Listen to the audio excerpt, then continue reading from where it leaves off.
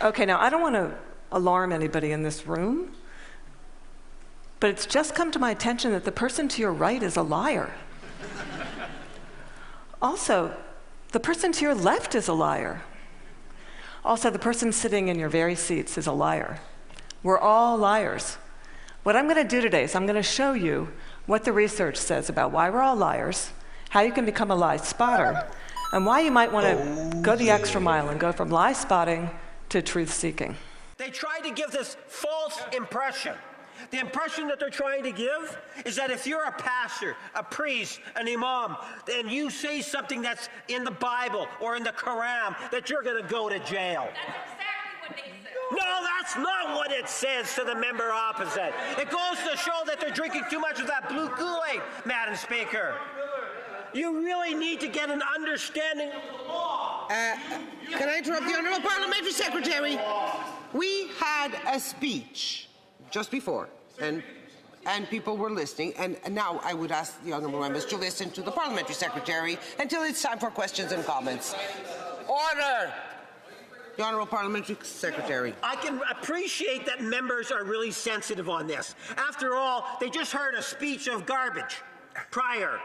All sorts of misinformation, Madam Speaker. And I would suggest to you...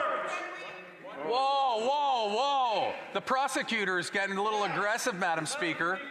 Are getting very excited about this. Can we be respectful of one another? I heard. Can we be respectful of one another and stop calling each other names? The Honourable Parliamentary Secretary. Yes, thank you, Madam Speaker. And I can appreciate... I have a point of order for the honourable member for. Sorry. The honourable member for. Oops, I'm sorry. Oxford. Yes. Madam Speaker, we sit in this House and listen to a lot of times pure nonsense come from this member on a regular basis, but we never called it garbage. We respected the member's right to speak his mind, even though he says a lot of words but doesn't say much. But for him to go out and to say that the member's speech was garbage is absolutely nonsense, unparliamentary. Every member... If you look actually at what was discussed and what my deputy minister at the time said, is that he was not involved in the redaction of the contract, nor was I, of course, because we were not in our positions at the time. As you know, the contract was signed some years ago, and you were not in your position neither. Now, what is clear is we both since then read the contract, and of course I can answer any questions about that. When was it that you read the contract? Well, when the issue... Was it last week? Was it 2 years ago? Obviously it wasn't 2 years ago because you weren't there, but when did you read it? So when the issue of Stellantis became really important, which was around October 15, So you read it? Of course I read that contract because we got a 24 hours heads up from the global CEO saying that they were moving the Brampton Jeep model, well, the Jeep Compass model, to the U.S. And we thought that that was completely unacceptable. So we got to it and we found very quickly how to make sure that Stellantis was on the hook. It's clear that you don't actually have a number or any benchmark that you're going to share with us now. But let's go back to that interview. In that same interview, you said, and I quote, "We can't roll the dice with some of these bigger moves. We'll try some incremental steps and see if they make a difference. If they don't, then maybe we will have to make some bigger moves." Builders are telling us that pre-sales are collapsing right now, particularly in the GTA and the Lower Mainland. Projects are being shelved. Employees are being laid off. So how does the government justify waiting for results when these delayed decisions mean thousands of job losses and fewer homes getting built? Through the chair, I think the most troubling is the delays that the member's party has done to this first-time homebuyers tax break. It has been before the House of Commons since June. It still is not through due to the procedural delays that the opposition has put forward. That's held back an opportunity to provide up to $50,000 per first-time homebuyer to get the housing market going. And as I said, it's different in different markets. So providing a broad GST break in markets that are doing very well, for example, in Montreal, or in some of the markets on the prairies. Minister, can I just want to stop you. I just want to stop you for 1 second because you're trying to put the blame here on conservatives, but the fact of the matter is the situation is dire. You would agree that we're in a housing crisis? I agree we're in a housing crisis. That's why we shouldn't be delaying the first-time I guess my question then is, tax. how if it is in fact a crisis, what on earth makes you think that incremental steps and waiting to see what happens is a good approach? Ask Mr. D'Amato to elaborate on a comment that he made earlier, which is, and if I misheard you, then please state so, but I understood what you said, that regulations do not impede innovation. Did I hear that correctly? There's a lot of studies that in terms of innovation in technology, regulations do not necessarily impede innovation. Sometimes they do, sometimes they don't. There's no evidence that it is a sure thing that if we put in regulations that AI will be impeded in terms of innovation in Canada. Yeah.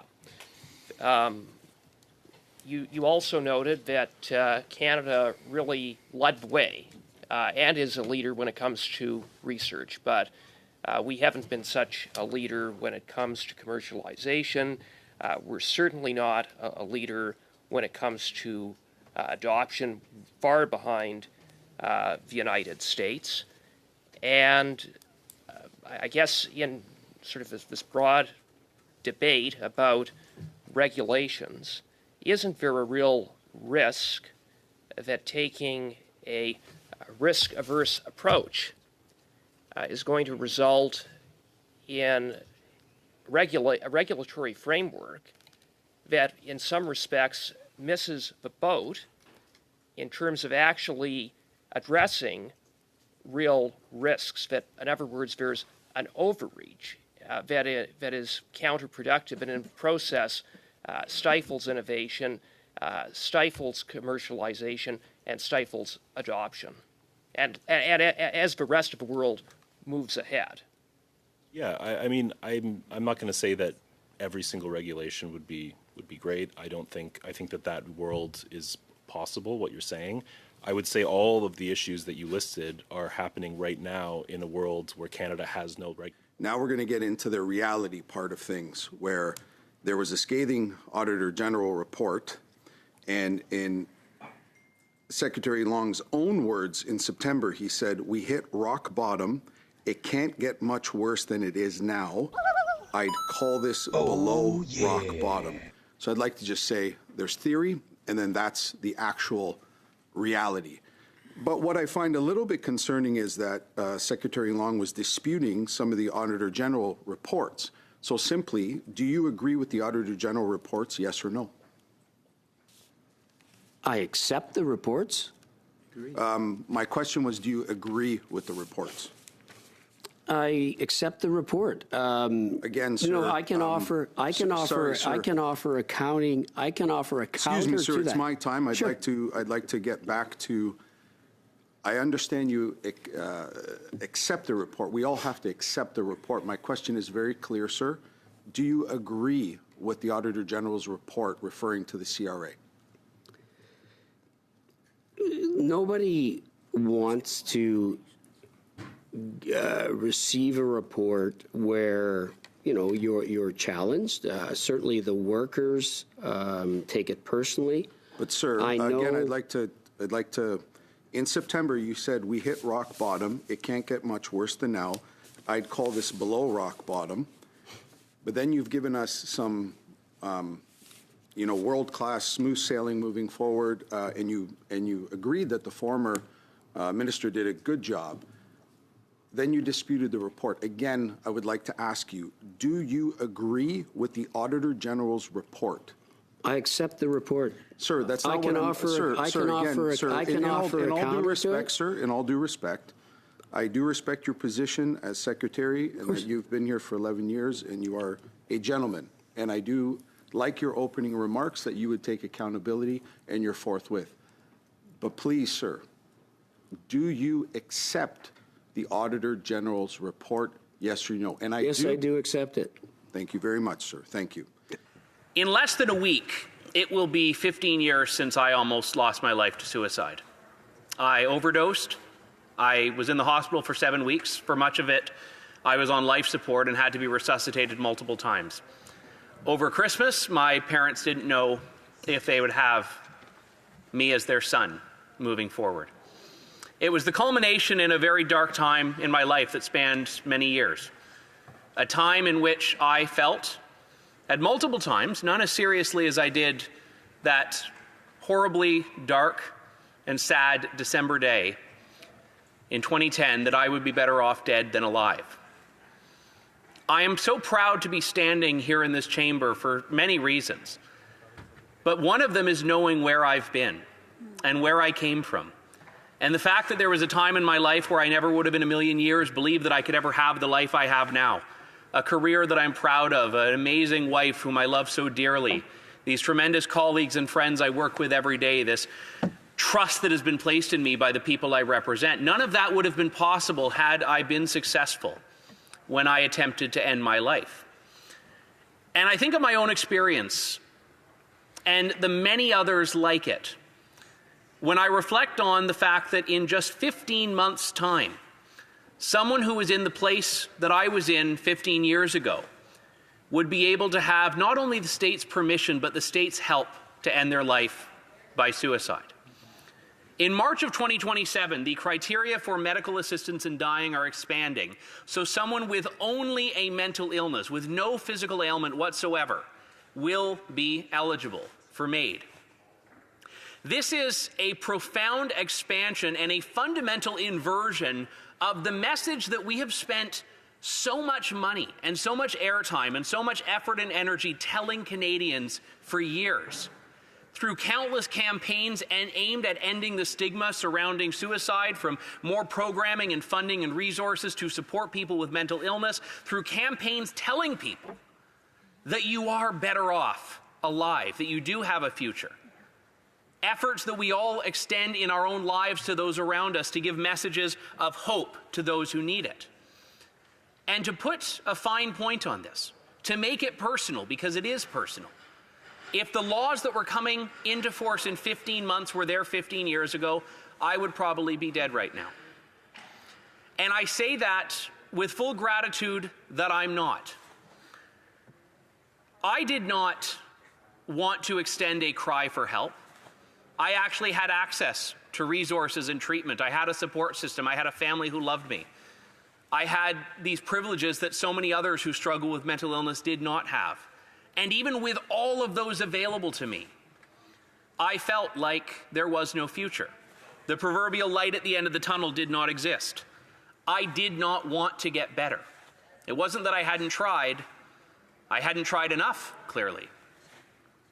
But I felt like I had done my time. I felt like I had put in enough effort to try to get better, and when I didn't, I had made my decision that I was going to end it. It wasn't impulsive. It was quite rational, actually. I decided it weeks out. Believe it or not, as silly as it sounds, I had it on my calendar. And I scheduled the day because I had appointments and meetings before it that I didn't want to miss. As though that makes any sense at all, as though it would matter if I missed a meeting, given that I was planning on not sticking around. But this is how, when you are struggling with mental illness, as I was, so very seriously, it plays tricks on you. By design, a mental illness is a distortion of your ability to see clearly and think clearly about what you're in the midst of. It clouds your judgment. Now, if I had ever gone to a healthcare worker and said, I am planning to end my life, they would have not just a moral, but a legal obligation to stop me. They would have legal authority to detain me, because that is how sacrosanct we take it, that you have a right to recover, that you have a right to live, and that medical practitioners must do no harm and protect you from harming yourself. We have a duty to help people. And when I talk about my own story, I have heard so many others like it. After my colleague from Cloverdale Langley City introduced her bill, I launched the I Got Better campaign, in which I shared my testimony and invited Canadians to share their own. And I'd like to share some of those in the House today. A lawyer from here in Ottawa said, quote, "I wonder if I would have used MAID if it were available when I was in my darkest days, or if I have dark days yet to come." Another man reached out and says he struggles with personal family issues and mental illness. He has very bad days. He has tried attempting suicide before, and he is worried that he will not be stopped in the future if he has more of those dark days and MAID is available to him. On a more positive note, a woman who was in an abusive relationship for 22 years and wanted to die said, quote, "If MAID had been around then, I would not be here now, and I am, pardon the unparliamentary language, damn happy it was not. I'm happy now. I have had a fantastic career caring for seniors. I have grandbabies and kids I love. I have a wonderful husband now who means the world to me." Another woman who said she wanted to end her life many times, but looking back, she is so happy she has a life now where she is happier than she ever was before. And I'll share one more. A woman who says, quote, 2 years of agony, damage to my liver, hospitalizations, dozens of failed medications, a compilation of diagnoses without any real clarity, but I was given a second chance. She says she was labeled chronically unstable, told she had a poor prognosis and was unable to thrive independently and likely will revolve through the system for the rest of her life. She attempted suicide several times. One doctor wouldn't give up on her. As she says, recovery takes one person, not one pill. One person who believes in you and forces uncomfortable treatment onto you for the sake of your future life that's awaiting you. That woman went to university, became a social worker to help others, and is happily married, and more importantly, is happy. None of these stories could ever be guaranteed were we to do what the government is doing in 15 months, to license giving up on people at their most vulnerable moments, at their darkest and lowest points.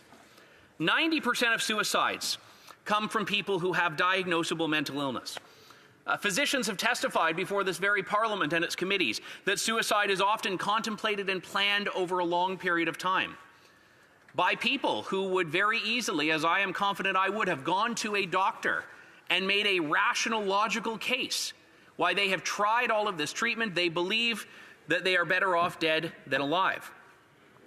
There was a consensus among psychiatric experts who have testified and spoken about this elsewhere that there is no clear way to separate suicidal ideation as a symptom from a request of a healthcare practitioner to have their help ending your life.